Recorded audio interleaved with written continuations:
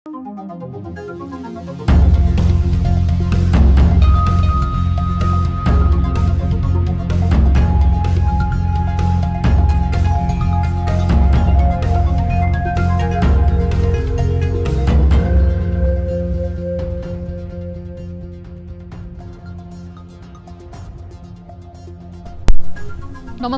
यो news 24 television prime time न्यूजमा स्वागत छ। वर्षायाममा गएको यस वर्षको बाढीले क्षतिग्रस्त बनाएको मेलम्ची आयोजना अझैसम्म बनिसकेको छैन। आयोजना क्षतिग्रस्त भएकोले बन्न त समय लाग्नु स्वाभाविक हो, तर बनाउने पहल नै पर्याप्त नहुनु भने वास्तविक समस्या बनेको छ। यति बेला उपत्यकावासीले खानेपानीको समस्या भोग्नुपर्ने स्थिति बनिसकेको छ। काठमाडौँ उपत्यका खानेपानी लिमिटेडले माघको 1/3 मात्रै पानी वितरण गरिरहेको छ। सुखायाम सुरु हुन थालेसँगै दैनिक जीवनमा नभई नहुने पानीको अभाव बेहोर्नु पर्ने बाध्यता बढिरहेको छ। यसले फेरि विगतमा जस्तै ट्याङ्कर र जारको पानीको कारोबारलाई प्रश्रय दिने अवस्था बनिरहेको छ। सरकार भने मेलम्ची आयोजनाको कामलाई बिल्कुलै बेवास्ता गरिरहेको छ।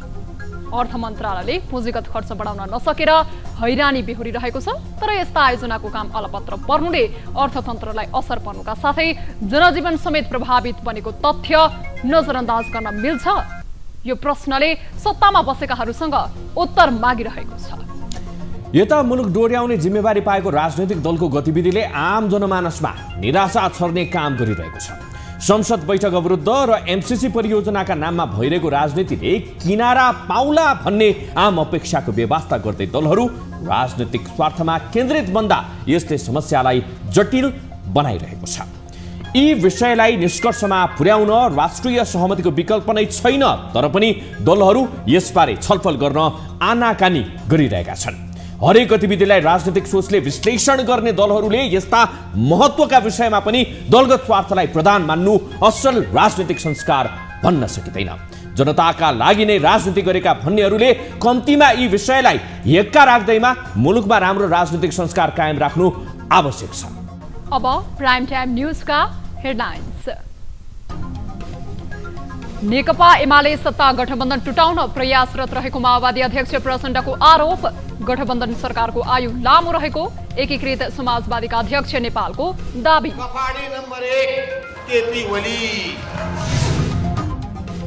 एमसीसी बारे दलहरूको अडान आफ्नै, छलफलका लागि तयार रहेको कांग्रेसको भनाई। यथास्थितिमा पारित गर्न नहुने लाइनमा माओवादी एमाले भने पर्ख र हेरको रणनीतिमा।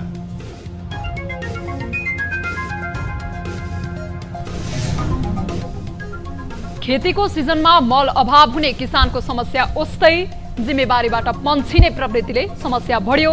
सरकार उदासीन बन्दा अभाव कायमै रहने खतरा बढेको विश्लेषण।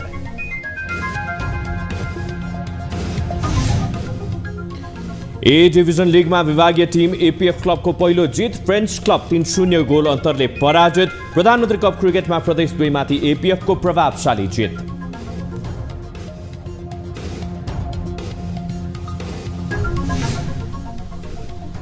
र म्यानमारमा सेनाले 40 जनाको गरेको खुलासा। मृतकको शव सामूहिक चिहानमा गाडिएको अध्ययन प्रतिवेदनमा उल्लेख।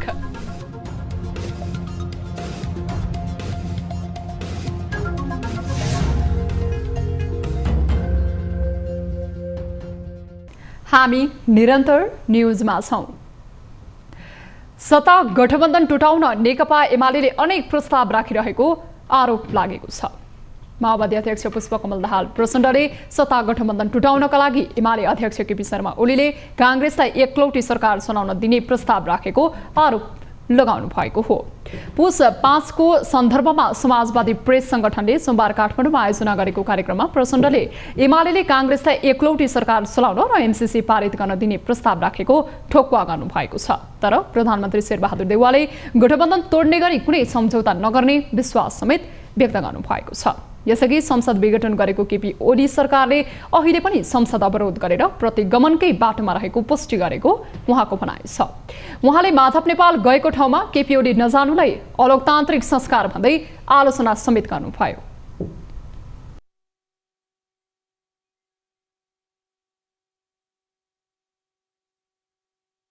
ओलीजी अहिले पनि प्रतिगमनकै बाटोमा छन्। उनले प्रतिगमन नसच्याएको त छँदै थियो। आजभोलि तपाईँ हामीले सदनभित्र जे देखेर भोगिरहेका छौँ त्यो प्रतिगमनकै निरन्तरता हो। उहाँको तर्फबाट संविधान मिच्ने, लोकतान्त्रिक विधि परम्परालाई मिच्ने।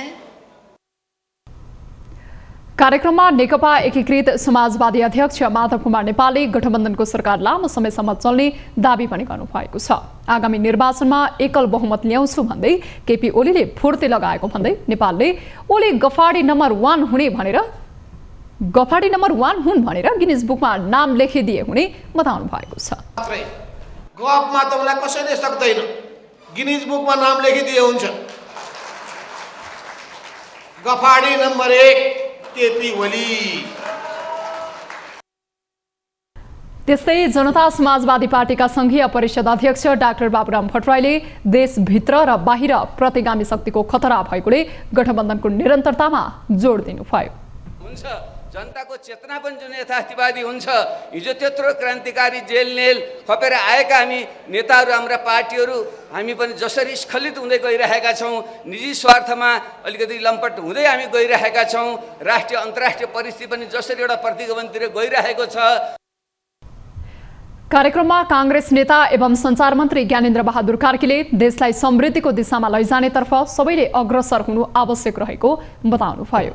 चाँडोभन्दा चाँडो समृद्धिको दिशामा केवल भाषणमा होइन, दस्तावेजमा होइन, यसलाई व्यवहारमा अनुभूत गर्नेका दिशामा हामी अग्रसर हुनु आजको आवश्यकता छ। नेकपा एकीकृत समाजवादी निकट समाजवादी प्रेस संगठनले पूर्व प्रधानमन्त्री केपी शर्मा ओलीले प्रतिनिधि सभा विघटन गरेको दिन पुस 5 लाई कालो दिनका रूपमा मनाएको हो। राष्ट्रिय राजनीतिमा समस्या आउँदा त्यसको निकास संवाद र छलफलले नै दिन सक्छ। सोही कारण दलहरू सुरुवाती समयमा जुन दिशामा भए पनि अन्तमा एउटै बिन्दुमा आएपछि मात्र निकास निस्कने गरेको विगतले समेत पुष्टि गरिसकेको छ। तर पछिल्लो समय भने नेपालको राजनीतिमा निकासको लागि संवाद नजाने भन्दा पनि बल मिच्याइ गर्ने प्रवृत्ति हावी भइरहेको छ। यसले समग्र राजनीतिलाई गलत संस्कार दिने खतरा बढिरहेको छ। एक रिपोर्ट।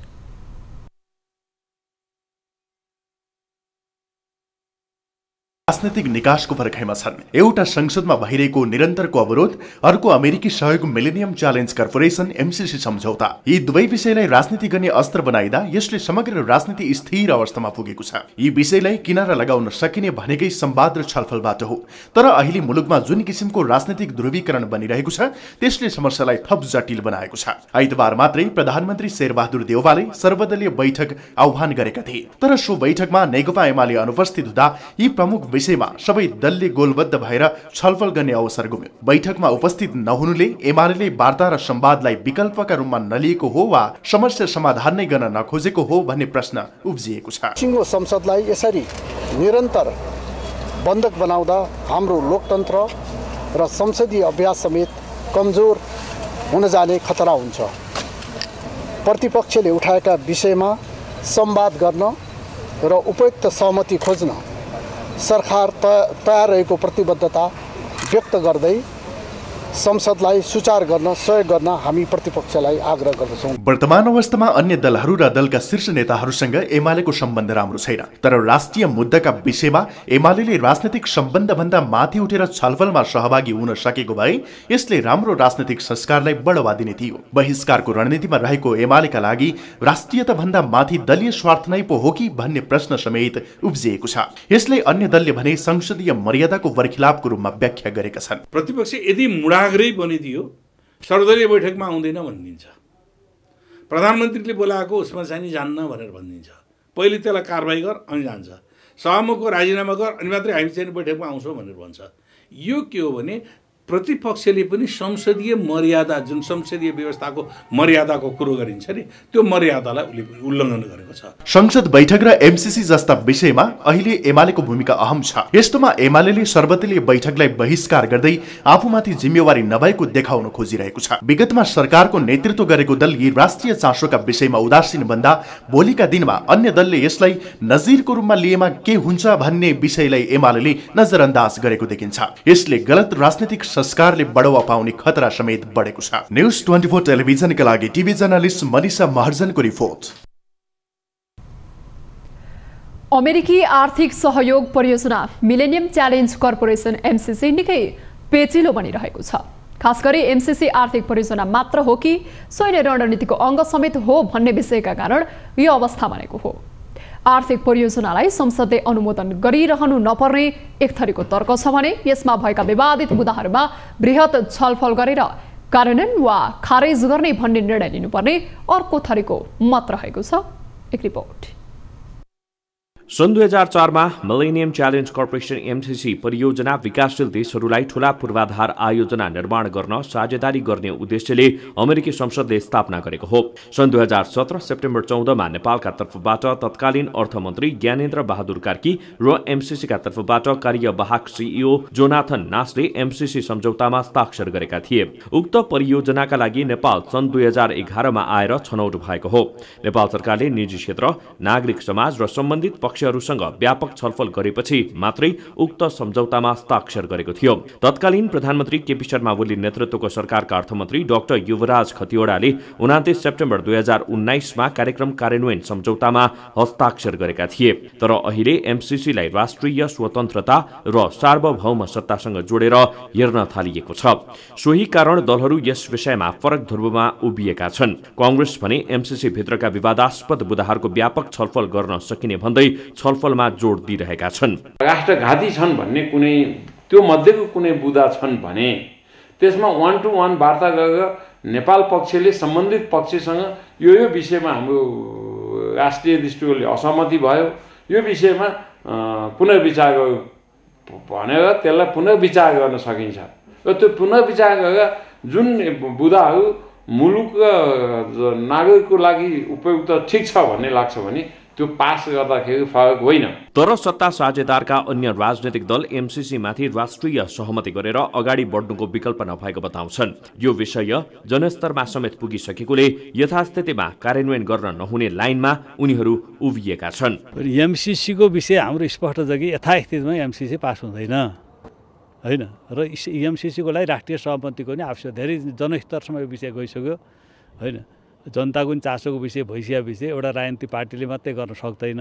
पहिलो त यसका केही प्रावधानहरू जुन छन् नेपालको राष्ट्रिय हित विपरीत छन्, केही प्रावधानहरू त्यसलाई अलग गरेर अनि यसलाई अगाडि बढाउन सकिन्छ। यता विपक्षी दल नेकपा एमाले परराष्ट्र नीतिका सम्बन्धमा गठबन्धन सरकारको गतिविधि हेरेर मात्रै आफ्नो धारणा सार्वजनिक गर्ने बताउँछ। सत्तारूढ गठबन्धनले एउटा धारणा लिएर आउनु पर्यो, त्यो हामी माग गर्न चाहन्छौँ। एमाले प्रश्न छ, एमाले यसभन्दा अगाडि एउटा हाम्रै नेतृत्वको पार्टीका नेताहरूको नेतृत्वमा एउटा आयोग गठन गर्यो।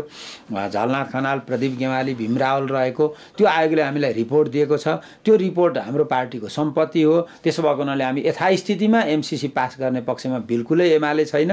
तर त्योभन्दा अगाडि सत्तारूढ गठबन्धन आफ्नो धारणा लिएर क्लियर लिएर आओस्। एमसीसीका विरोधीहरूले दोस्रो विश्वयुद्धपछि अमेरिकाले अभ्यास थालेको संरचनात्मक समायोजन कार्यक्रम जस्तै दूरगामी प्रभाव पार्ने कार्यक्रम भएको तर्क गरिरहेका छन्। तर अमेरिकी पक्षले यसलाई ठाडै अस्वीकार गर्दै आएको छ। यो कुनै सैन्य रणनीतिको अङ्ग नभएर अनुदान मात्रै भएको उसको दाबी छ। यस्तो अवस्थामा यस विषयमा सत्तारूढ र विपक्षी दल र जिम्मेवार निकायले साझा धारणा बनाएर अघि बढ्न आवश्यक देखिन्छ। न्युज 24 टेलिभिजनका लागि क्यामेरामा मदन सापकोटा र सुनिल गुरुङका साथमा सरोज बस्यालको रिपोर्ट। लोकतान्त्रिक समाजवादी पार्टी नेपाल लोसपाले एमसीसीको पक्षमा उभिने निर्णय गरेको छ। सोमबार सिंहदरबार स्थित लोसपाको संसदीय दलको कार्यालयमा बसेको बैठकले एमसीसीको पक्षमा उभिने निर्णय गरेको हो। लोसपा संसदीय दलका प्रतिनिधि सभा सदस्य लक्ष्मणलाल कर्णले पार्टी एमसीसीको पक्षमा उभिने निर्णय भएको र मंगलबार बस्ने संसदको बैठकमा सत्ता पक्ष कसरी प्रस्तुत हुन्छ त्यसअनुसार पार्टी अघि बढ्ने जानकारी दिनुभएको छ। बैठकमा पार्टी अध्यक्ष महन्त ठाकुरले आइतबार बसेको सर्वदलीय बैठकको ब्रिफिङ समेत गर्नुभएको थियो।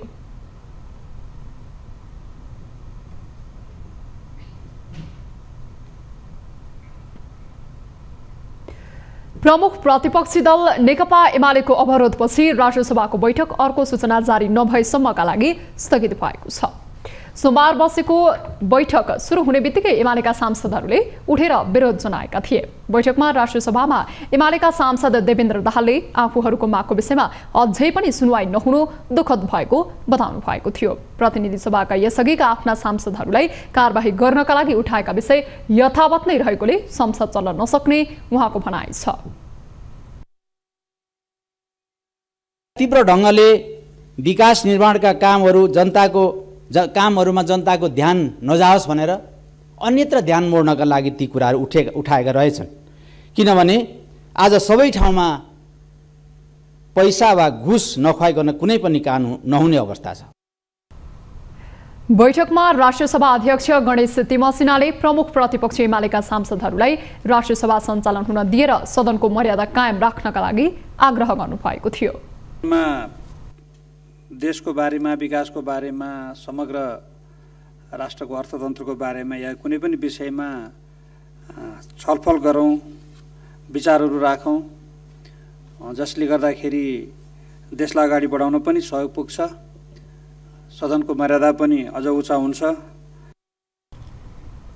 माधव कुमार नेपाल लगायत एमाले कारबाहीका लागि सिफारिस गरेका 14 सांसदलाई सभामुख अग्निप्रसाद सापकोटाले पदमुक्तको सूचना जारी नगरेको भन्दै एमाले संघीय संसदको दुवै सदनमा निरन्तर अवरोध गर्दै आएको छ।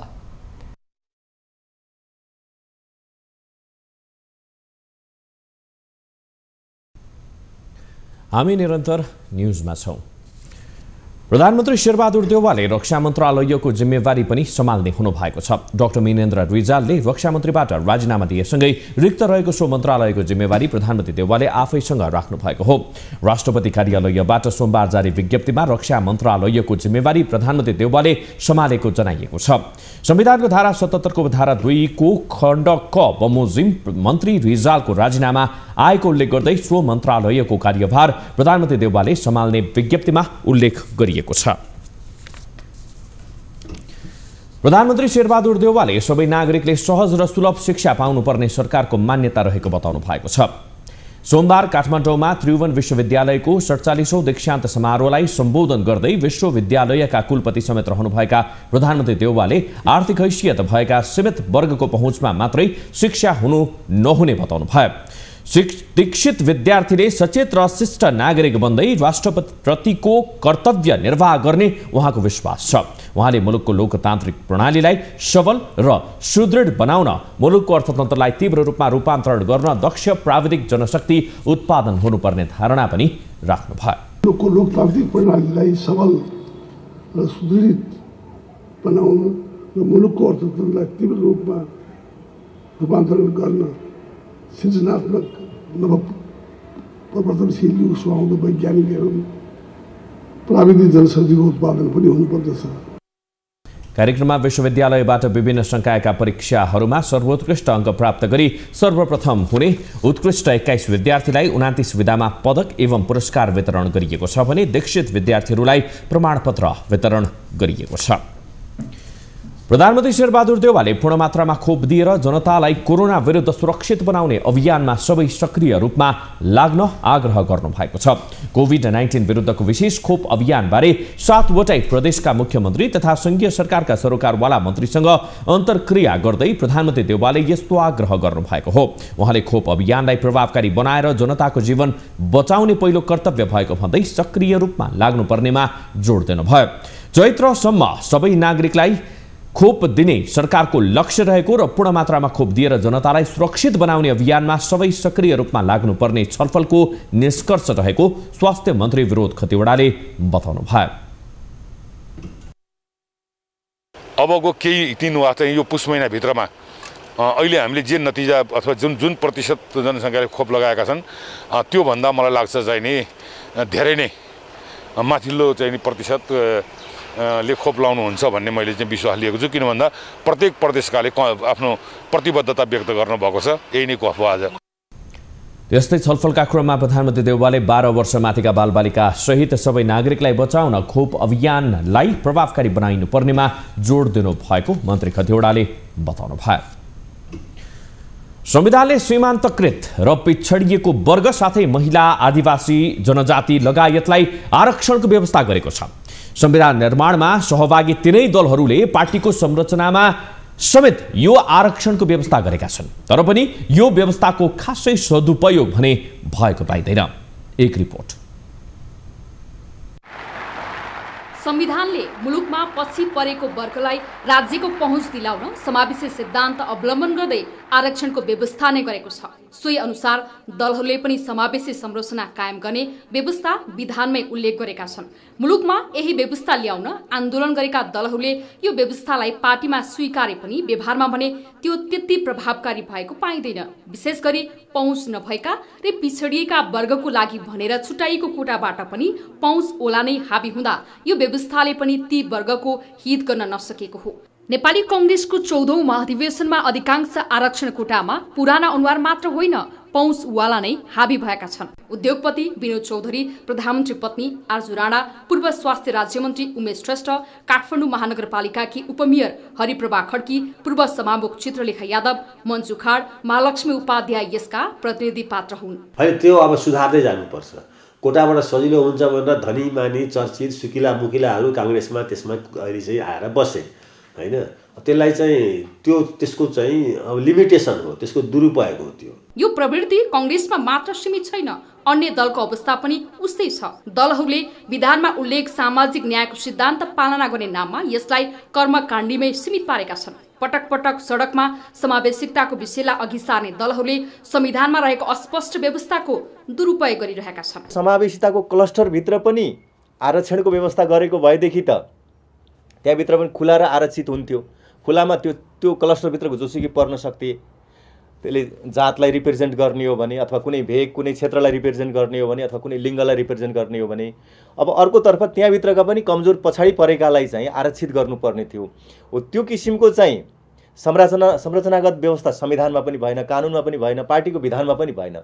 नभइसकेपछि अब त्यो क्लस्टरभित्र रहेका चाहिँ धनी वर्ग सम्पन्न वर्गले त्यसको लाभ लिए। अहिले त्यही कुरा देखिन्छ। नेपालको संविधानको प्रस्तावनामै समृद्ध र सामाजिक न्यायको सुनिश्चितता गर्न समानुपातिक समावेशी सिद्धान्त अपनाइने विषय उल्लेख गरिएको छ।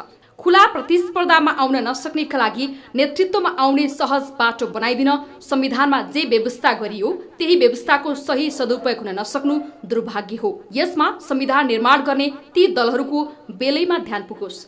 न्यूज 24 टेलिभिजनका लागि क्यामेरामा मदन सापकोटा र सुनिल गुरुङको साथमा टिभी जर्नलिस्ट पुष्पा शर्माको रिपोर्ट।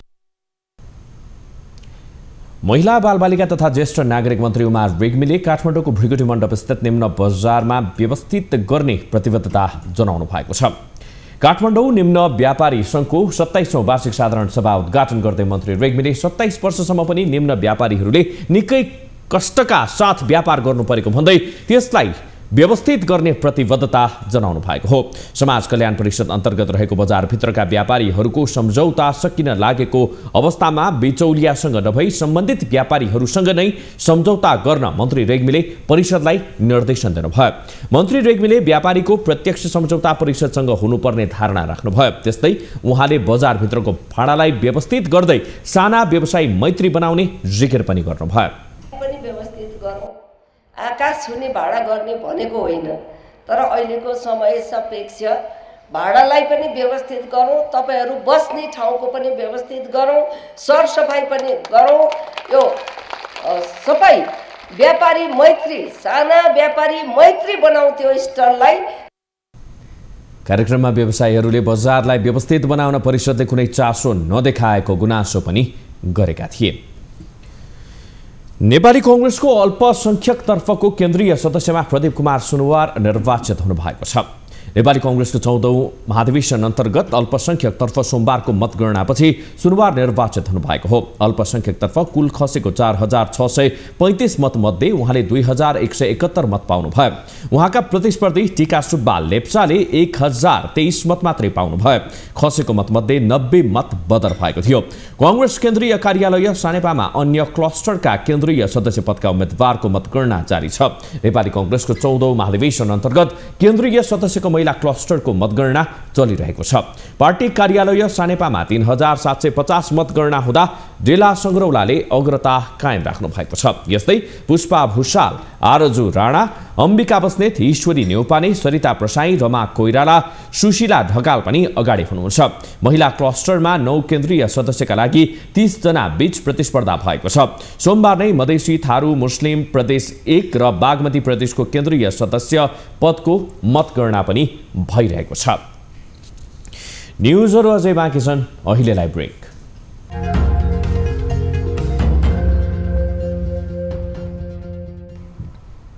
हामी निरन्तर न्युजमा छौं। हरेक वर्ष खेतीको सिजनमा किसानले मल अभावको समस्या बेहोर्नु परिरहेको छ। तर यो अभाव मल आयातमा समस्या भएका कारण मात्रै होइन, ल्याइएका मलको उचित वितरण समेत नहुँदा अवस्था जटिल भएको पाइएको छ। सरकारले यो समस्या समाधानका लागि पर्याप्त बजेट छुट्याए पनि जिम्मेवार निकाय भने प्राविधिक कारण देखाउँदै जिम्मेवारीबाट पन्छिँदै आएका छन्। एक रिपोर्ट। खेतीको सिजन सुरु भएसँगै नेपालका किसानहरूलाई अरू विषयको भन्दा पनि मलको समस्याले हैरानी हुने गरेको छ। यो हाल सुरु भएको समस्या भने होइन, लामो समयदेखि देखिएको यो समस्या अझै समाधान हुन नसक्दा किसानहरू मर्कामा परिरहेका छन्। यसअघि मल अभाव हुँदा किसानहरूले भारतसँग सीमा जोडिएका जिल्लाहरूमा चर्को मूल्य तिरेर भए पनि मल ल्याउने गरेका थिए। तर भारतमै पनि मल अभाव भएका कारण र नेपाल भारत सीमामा गरिएको कडाइका कारण किसानले मल ल्याउन समेत पाएका छैनन्। यता सरकारले अनुदानमा ल्याउने मल प्रक्रियागत त्रुटिका कारण आउन सकिरहेको छैन।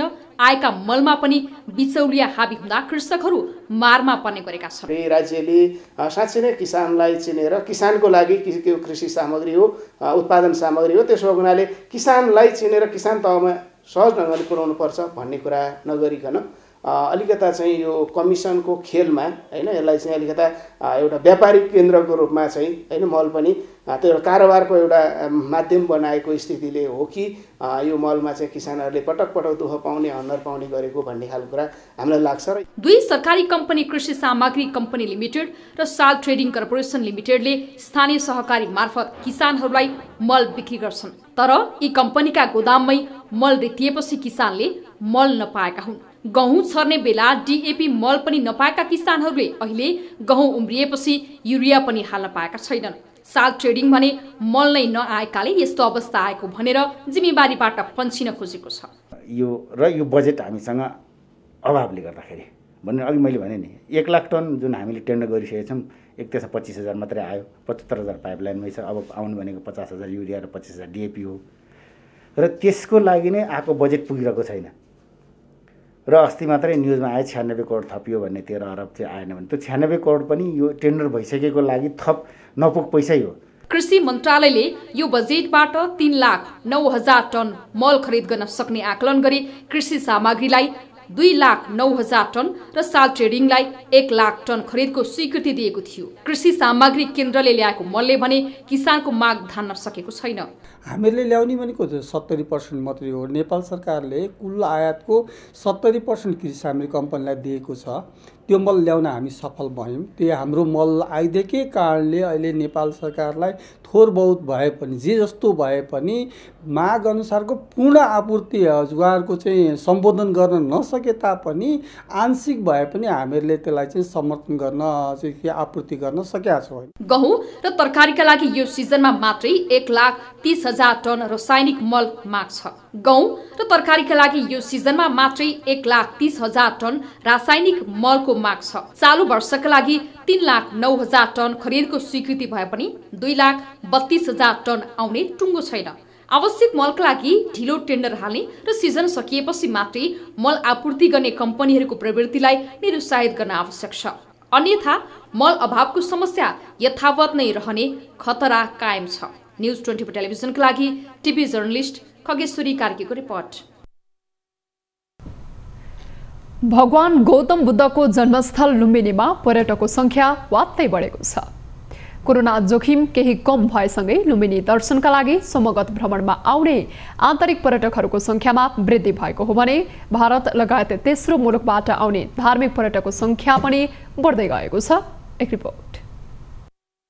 कोरोना भाइरस संक्रमणको जोखिमका कारण झण्डै 2 वर्ष प्राय ठप्प भएको ऐतिहासिक पवित्र धार्मिक पर्यटकीय नगरी लुम्बिनीमा आन्तरिक तथा बाह्य पर्यटक बढ्न थालेका छन्। शान्त वातावरण, सुन्दर र मनोरम दृश्यले लुम्बिनी पुग्ने जो कोहीलाई पनि मन्त्रमुग्ध पार्छ।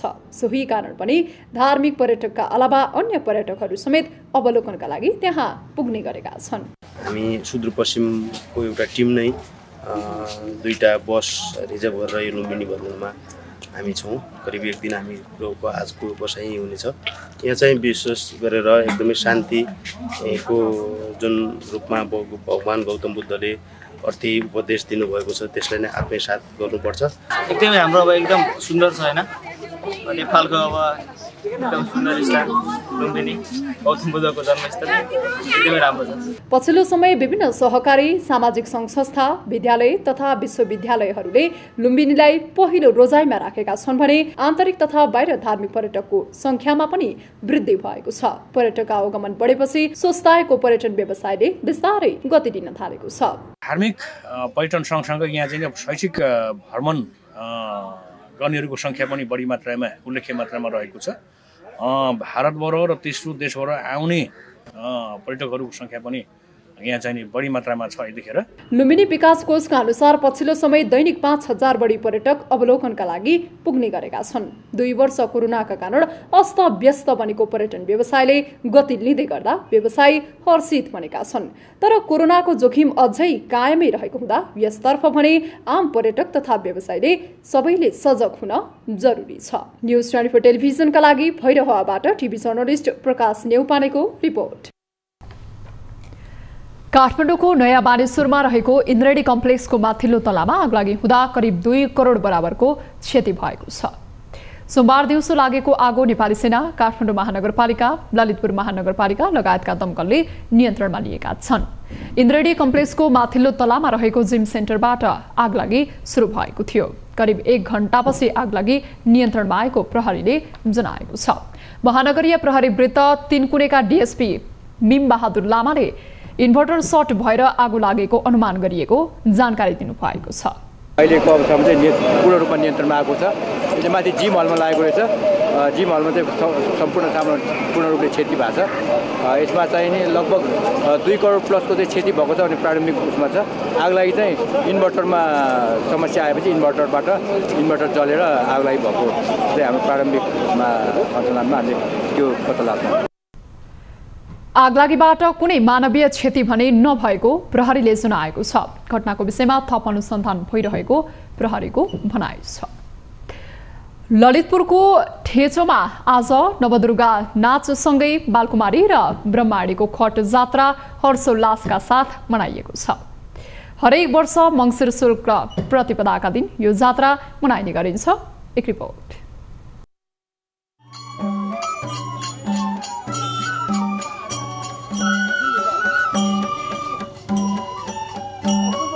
हरेक वर्ष मार्ग शुक्ल चतुर्दशीदेखि 4 दिनसम्म ललितपुरको ठेचोमा बालकुमारी र ब्रह्मायनीको खट जात्रा हर्षो उल्लासका साथ मनाउने गरिन्छ। जात्राको पहिलो दिन आफ्नो गुठीका देवतालाई बलि दिने चलन छ। दोस्रो दिन यमरी सहितको पूजा सामग्री चढाई गणेश, नवदुर्गा, ब्रह्मायनी, बालकुमारी, शक्तिपीठ र कुल देवताको पूजा गरिन्छ। ब्रह्मायनी र बालकुमारी दिदी बहिनी भएको धार्मिक मान्यता अनुसार वर्षको एकचोटि पीठमा दिदी बहिनीलाई भेट गराउने भन्दै सँगै राख्ने गरिन्छ।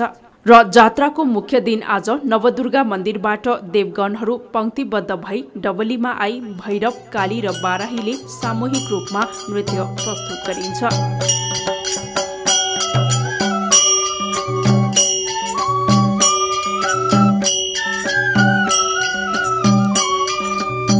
सोमबार नै नवदुर्गा अन्तर्गत गणेश, ब्रह्मायनी, महादेव, कुमारी, बाराही, सिङ्गिनी, बगिनी र भैरवको नृत्य प्रस्तुत गरिएको छ, जसलाई स्थानीय भाषामा निप्याख भनिन्छ र यो नाच जात्राको मुख्य आकर्षण पनि हो।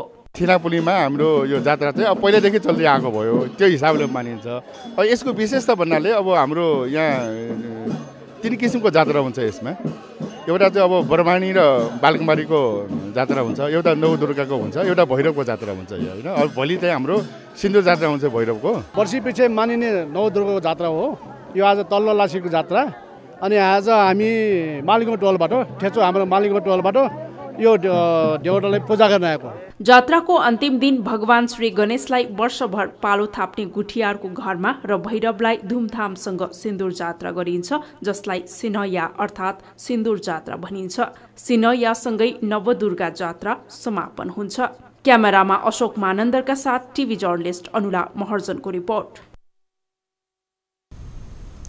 हामी निरन्तर न्यूजमा छौं। अब हेल्थ न्यूज। 24 हेल्थ का साथमा Alka hospital, we care to cure, ISO 9001-2015 certified, दक्ष जनशक्ति र गुणस्तरीय सेवा।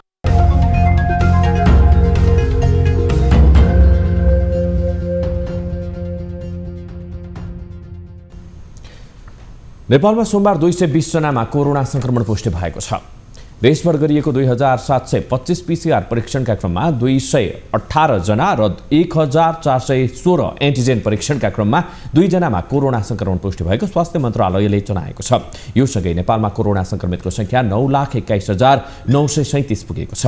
त्यस्तै कोरोनाका कारण थप 1 जनाको मृत्यु भएको छ। हालसम्म नेपालमा 11,574 संक्रमितको कोरोनाका कारण मृत्यु भएको छ। यस्तै थप 263 जना कोरोना मुक्त हुँदा हालसम्म नेपालमा 8,09,155 संक्रमित निको भएका छन्। हाल नेपालमा 5,225 सक्रिय संक्रमित आइसोलेसन र 94 जना क्वारेन्टिनमा रहेको मन्त्रालयले जनाएको छ। विश्वका धेरै मुलुकमा कोरोना संक्रमितको संख्या बढ्दै जाँदा पनि नेपालमा भने कोरोना संक्रमणको परीक्षण घटिरहेको छ। विगतमा अभियान मार्फत हुने गरेको परीक्षण आज अत्यावश्यक अवस्थामा मात्रै गर्ने गरिएको छ। पछिल्लो समय नेपालमा कोरोना भाइरसको तेस्रो लहरको जोखिम बढिरहँदा परीक्षणको दायरा घटेको प्रतिविज्ञहरूले चिन्ता पनि व्यक्त गरिरहेका छन्। एक रिपोर्ट। यतिबेला विश्वव्यापी रूपमा कोरोना संक्रमितको संख्या बढिरहेको छ। नयाँ भेरिएन्ट ओमिक्रोन पनि तीव्र रूपमा फैलिरहेको छ। ओमिक्रोनको जोखिम बढेसँगै नेपालमा उच्च सतर्कता अपनाउने घोषणा सरकारले गरिसकेको छ। तर आफ्नै घोषणा विपरीत यतिबेला कोरोना संक्रमणको परीक्षण दर भने घटाइएको पाइएको छ। मुलुकमा दैनिक 50,000 परीक्षण गर्न सक्ने क्षमता भए पनि जम्मा 3,000 को हाराहारीमा परीक्षण भइरहेको छ। त्यसैले पनि विश्वका धेरै मुलुकमा कोरोना संक्रमणको अवस्था भयावह हुँदा समेत तथ्याङ्कमा भने नेपालमा संक्रमण नियन्त्रणमै रहेको देखिन्छ। सोमबार मात्रै नेपालमा PCR परीक्षण 2,725 र एन्टिजेन परीक्षण 1,416 भएको छ। सोही कारण संक्रमण पनि कम संख्यामा रहेको देखिएको छ। तर विज्ञ भने सम्भावित तेस्रो लहर र नयाँ भेरिएन्टबाट बच्न परीक्षणको दायरा बढाउनु पर्नेमा जोड दिन्छन्। थर्ड वेभ पनि आउने आकलनहरू चाहिँ अहिले इन्डियाको साइन्टिस्टहरूले आकलन गर्नुभएको छ, प्रोजेक्सन गर्नुभएको छ। त्यो हिसाबले नेपालमा पनि अब इन्डिया र नेपालको चाहिँ बोर्डर ओपन भएको हुनाले नेपालमा पनि थर्ड वेभ आउने चान्स एकदम बढी नै मैले देखेको छु। तर यो डेल्टा भेरिएन्टभन्दा कम बढी चाहिँ यो घातक नभएको हुनाले चाहिँ त्यति धेरै आतिहाल्नुपर्ने अवस्था छैन। तर अब केसको लोड चाहिँ बढ्न सक्ने चाहिँ चान्स देखिन्छ। त्यसले गर्दाखेरि चाहिँ अब हामीले एकदम समयमित हुनुपर्ने, जनस्वास्थ्यको मापदण्डहरू एकदम पालना गर्नुपर्ने। विकसित मुलुक समेत कोरोनाको तेस्रो लहरको चपेटामा परिरहँदा नेपालमा भने यसबारे पर्याप्त तयारी भएको पाइँदैन। कोरोनाको तेस्रो लहरलाई खोपले मात्र नछेक्ने अरू मुलुकको अनुभवले पनि देखाइरहेको छ। यो ओमिक्रोनको खास लक्षणहरू के हो अझ पनि यसको अन्डर स्टडी नै भएको हुनाले अब अहिले चाहिँ एकदम कुनै पनि रोगलाई चाहिँ सामान्य रूपमा नलिने, यदि रुगाखोकी लाग्यो भने त्यस्तो लक्षणहरू देखियो भने चाहिँ अब नेपाल सरकारको मान्यता प्राप्त ल्याबहरूमा गएर चाहिँ यो टेस्ट चाहिँ गराइहाल्नुपर्छ। पछिल्लो अध्ययनले कोभिड खोपको 2 मात्राले मात्र ओमिक्रोनको संक्रमणको खतरा नटर्ने बेलायतका वैज्ञानिकहरूले चेतावनी दिएका छन्। बेलायतका ओमिक्रोन र डेल्टा संक्रमणका घटनाहरूको प्रारम्भिक विश्लेषणबाट बुस्टर मात्रा लगाउने 75% मानिसमा कोभिडको कुनै पनि लक्षण नदेखिने बताइएको छ। यस्तो बेलामा कोरोना परीक्षणको दायरा बढाएर संक्रमणलाई नियन्त्रणमा राख्न आवश्यक छ। यस्तो गम्भीर विषयलाई बेवास्ता गरिँदा पछि सम्हाल्न गाह्रो हुन सक्ने तथ्यलाई नकार्नु प्रत्युत्पादक हुन सक्छ। क्यामेरामा कान्छा डङ्गोलका साथ टिभी जर्नलिस्ट रिया भण्डारी, काठमाडौँ। अब बिजनेस न्यूज।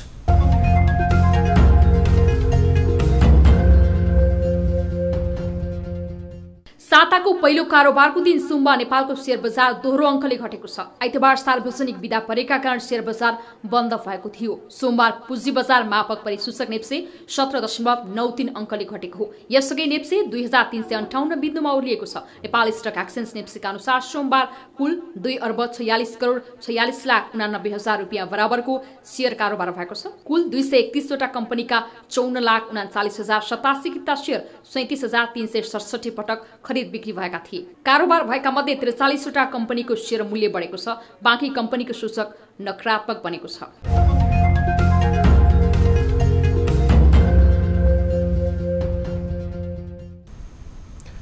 पछिल्लो समय बैंक तथा वित्तीय संस्थाहरू कर्जा लगानीमा आक्रामक देखिएका छन्। लगानी योग्य रकमको अभाव कायमै रहेको अवस्थामा पनि कर्जा प्रवाह नरोकिएपछि बैंकहरूको कर्जा निक्षेप अर्थात् सिडी अनुपात 98% भन्दा माथि पुगेको छ। बैंकहरूलाई स्रोत जुटाउन हम्मे परेको समयमा बैंकहरूले गरेको कर्जा लगानीको अवस्था आश्चर्यजनक छ। एक रिपोर्ट। राष्ट्र बैंकको निर्देशन अनुसार बैंक तथा वित्तीय संस्थाले कम्तीमा 20% तरलता कायम गर्नुपर्ने बाध्यकारी व्यवस्था छ। तर बैंकहरूमा लगानी योग्य रकमको अभाव उस्तै छ। पछिल्लो समय यही कारण बैंकहरूले पर्याप्त मात्रामा निक्षेप संकलन गर्न समेत सकिरहेका छैनन्। चालू आर्थिक वर्षको सुरुवातदेखि नै देखिएको तरलता अभावको समस्या हालसम्म कायम रहँदा बैंकहरू समस्यामा छन्। तर पनि पछिल्लो तथ्याङ्क हेर्ने हो भने बैंकहरू कर्जा प्रवाहमा आक्रामक नै बनेको देखिन्छ। यसले बैंकिङ क्षेत्रको तरलताको अवस्थालाई दबाव दिइरहेको छ। कर्जा प्रवाह र निक्षेपको सन्तुलन मिलाउन नसकेका कारण पनि यस्तो अवस्था आएको बैंकर्स बताउँछन्। तरलतै नभएर लगानी वृद्धि नभएको चाहिँ होइन, तरलता भएर लगानी हामीले वृद्धि गर्यौँ। अत्यधिक अलि बढी चाहिँ आक्रामक लगानी भयो कि भन्ने कुराहरूले मात्रै तरलता मिसम्याच हो। कोरोना महामारीको कारण जारी निषेधाज्ञाको अन्त्यसँगै व्यवसाय गतिविधि नियमित हुँदा ऋणको माग उच्च भएको छ। यसको प्रत्यक्ष प्रभाव बैंकिङ तरलतामा परेको छ। यो समस्या लामो समयसम्म रहँदा समग्र अर्थतन्त्रलाई असर पर्ने भएकाले यसको समाधानका लागि रिफाइनान्स लगायतका अन्य साधनहरूको प्रयोग गर्नुपर्ने देखिन्छ। पछिल्लो समय धेरै रकम सरकारी खातामा जम्मा भएकाले त्यसको असरले पनि तरलतामा चाप परेको देखिन्छ। चालू आर्थिक वर्षमा सरकारको पुँजीगत खर्च नगण्य रूपमा हुँदा समेत त्यसको प्रभाव बैंकहरूको तरलतामा परेको हो, जसको समाधान गर्नतर्फ छिटो भन्दा छिटो पहल कदम चाल्न आवश्यक भएको विज्ञको भनाइ छ। बैंकबाट माग्दाखेरि नपाउने, आफूसँग अलिअलि भएको पनि लिएर गएर सरकारलाई बुझाउनु पर्ने, सरकारले खर्च गर्न नसक्ने परिस्थिति आएपछि अहिलेको भन्दा नि समस्या चाहिँ झन् बढ्न सक्ने सम्भावना भएको हुनाले चनाखो हुनुपर्ने अवस्था त्यहाँबाट देखिया छ। बैंकहरूमा तरलता अभावको समस्या लामो समयसम्म रहँदा यसले आर्थिक वृद्धि लगायतलाई असर पार्ने खतरा रहन्छ। सोही कारण यसको समाधानमा सम्बन्धित निकायले ठोस कदम चाल्न आवश्यक छ। यस्तै तरलता संकटको अवस्थामा नियामक निकायले बनाएका नियमहरूको पालनामा समेत बैंकहरूले पालना गरेर समस्या समाधानमा ध्यान दिनु उपयुक्त हुन्छ। न्यूज 24 टेलिभिजनका लागि क्यामेरामा प्रभात थापाका साथ टिभी जर्नलिस्ट खगेश्वरी कार्कीको रिपोर्ट। न्यूजहरू अझै बाँकी छन्, अहिलेलाई ब्रेक।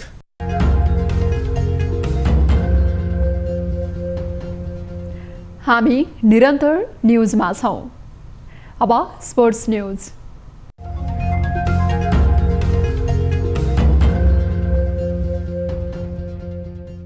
विभागीय टिम एफएफ क्लबले शहीद स्मारक ए डिभिजन लिग फुटबलमा पहिलो जित हात पारेको छ। सोमबार भएको खेलमा फ्रेन्ड्स क्लबलाई 3-1 गोल अन्तरले पराजित गर्दै एफएफले पहिलो जित हात पारेको हो। एफएफलाई जित दिलाउन आशिष लामाले 2 गोल गरे। यस्तै बेकी तामाङको नाममा 1 गोल रह्यो। फ्रेन्ड्सका प्रेजेन्ट तामाङले 1 गोल फर्काए। फ्रेन्ड्सका हरि कठाइतले पनि उत्कृष्ट गोल गरे तापनि अफसाइड रहेपछि उनको गोलले मान्यता पाएन। एफएफले 23औं मिनेटमा गोल गर्दै सुरुवाती अग्रता बनायो। खेलको 32औं मिनेटमा एफएफका आशिषले गोल गर्दै एफएफलाई 2-0 को अग्रता दिलाए। खेलको 57औं मिनेटमा आशिषले व्यक्तिगत दोस्रो गोल गर्दै एफएफलाई 3-0 को अग्रता दिलाए। खेलको 69औं मिनेटमा प्रेजेलले पेनाल्टीमा गोल गर्दै फ्रेन्ड्सलाई 3-1 को स्थितिमा ल्याए पनि अन्य गोल हुन सकेन। यस जितसँगै एफएफले 5 खेलमा 4 अङ्क जोडेको छ। फ्रेन्ड्सले 5 खेलमा 2 अङ्क जोडेको छ। प्रधानमन्त्री कप राष्ट्रिय महिला टी20 क्रिकेट अन्तर्गत सोमबार भएको खेलमा सुदूरपश्चिम र सशस्त्र प्रहरीको एफएफ क्लब विजयी भएका छन्। धनगढीको फाप्ला मैदानमा एफएफले प्रदेश 2 लाई 48 रनले हराएको हो भने सुदूरपश्चिम प्रदेशले गण्डकी प्रदेशलाई 9 विकेटले हरायो। मौसम खराबीका कारण 15 ओभरमा छोट्याइएको खेलमा एफएफले दिएको 49 रनको लक्ष्य बचाएको प्रदेश 2ले 9 विकेट गुमाउँदा केवल 50 रन मात्रै जोड्न सक्यो। यता अर्को खेलमा गण्डकीले दिएको 32 रनको सामान्य लक्ष्य सुदूरपश्चिमले 2 ओभर 1 बलमा मात्रै 1 विकेट गुमाएर भेट्टायो। यसअघि समूह एबाट प्रदेश 1 र लुम्बिनी प्रदेश सेमिफाइनलमा पुगिसकेका छन्।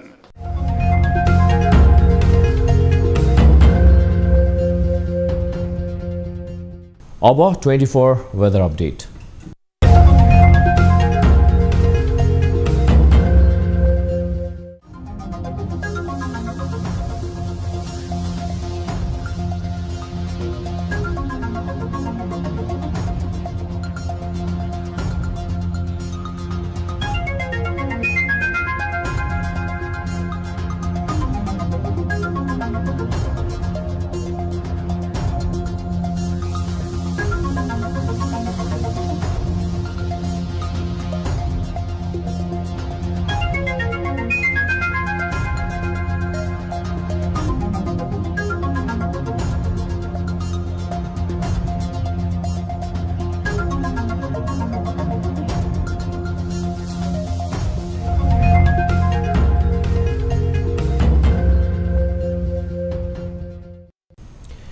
प्राइम टाइम न्यूज सकिनुअघि अहिलेसम्मका हेडलाइन्स पुनः एकपटक।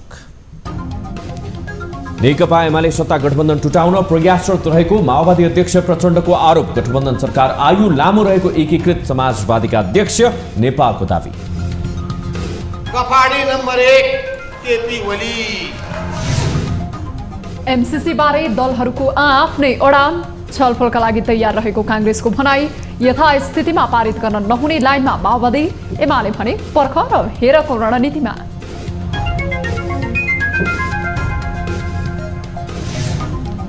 खेतीको सिजनमा मल अभाव हुने किसानको समस्या उस्तै। जिम्मेवारीबाट पन्छिने प्रवृत्तिले समस्या बढ्यो। सरकार उदासीन बन्दा अभाव कायमै रहने खतरा बढेको विश्लेषण।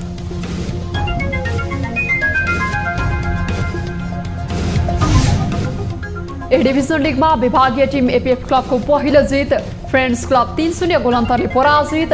प्रधानमन्त्री कप क्रिकेटमा प्रदेश 2 माथि एपीएफको प्रभावशाली जित।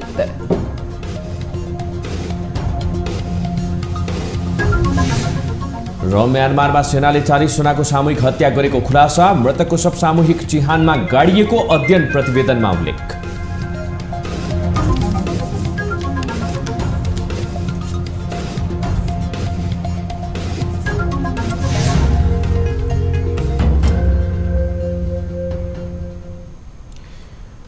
प्राइम टाइम न्यूज अहिलेलाई यति नै। जाँदा जाँदै ताली र गालीका लागि हामीले सोधेको प्रश्न, रसायनिक मल अभाव हुँदा सरकारले कारखाना खोल्ने नारा लगाउने गरेको छ।